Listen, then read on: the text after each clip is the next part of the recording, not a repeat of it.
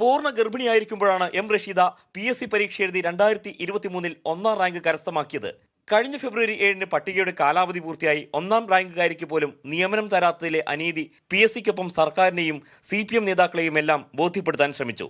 കാലാവധി കഴിഞ്ഞതോടെ കടുത്ത നിരാശയിലാണ് റഷീദ. 3 വർഷം കഴിഞ്ഞിട്ട് നമുക്ക് ജോലിയില്ല.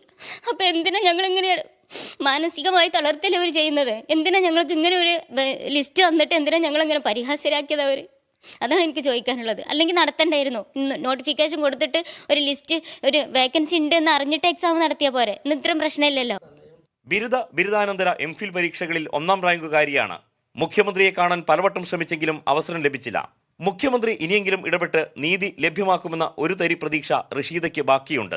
എനിക്ക് PS-മാരോ PA-മാരോ ഒന്നും കാണണ്ട. എനിക്ക് CM-നെ നേരിട്ടാണ് കാണേണ്ടത്. ഞാൻ സംസാരിക്കും, അദ്ദേഹത്തിനത് ബോധ്യപ്പെടുത്തിയാൽ മനസ്സിലാവുമെന്നുള്ളത്. അപ്പോൾ അതെനിക്കൊരു അവസരം കിട്ടിയിട്ടില്ല CM-നെ കാണാൻ. ഇപ്പോഴും ഞാൻ വിശ്വസിക്കുന്നു ഇത് സാർ കാണുന്നുണ്ട് എന്നുണ്ടെങ്കിൽ ഇതിനൊരു സൊല്യൂഷൻ ഉണ്ടാവും എന്ന് തന്നെയാണ് ഞാൻ വിശ്വസിക്കുന്നത്. PSCയിൽ നിന്ന് നീതി ലഭിക്കാതെ പോയ തന്നെ സമൂഹ മാധ്യമങ്ങളുടെ CPM പ്രൊഫൈലുകളിൽ നിന്ന് അപമാനിക്കാൻ ശ്രമിക്കുന്നത് മുൻ SFI പ്രവർത്തക എന്ന നിലയിൽ റഷീദയെ ഏറെ വേദനിപ്പിക്കുന്നുണ്ട്. അത്രക്ക് കഷ്ടപ്പെട്ട് നമ്മളെ വീട്ടുകാർ ഒരുപാട് പ്രയാസപ്പെട്ടിട്ടുണ്ട്. ഞാനൊക്കെ ഒരു ബിലോ പോവർട്ടിയിൽ പെട്ട ഒരു കുടുംബത്തിൽപ്പെട്ട കുട്ടിയാണ് ഞാൻ. അന്ന് പഠിച്ചു വന്നത്. അതൊക്കെ ആലോചിക്കുമ്പോൾ നമുക്ക് ഒരുപാട് സങ്കടം തോന്നുന്നു സാർ.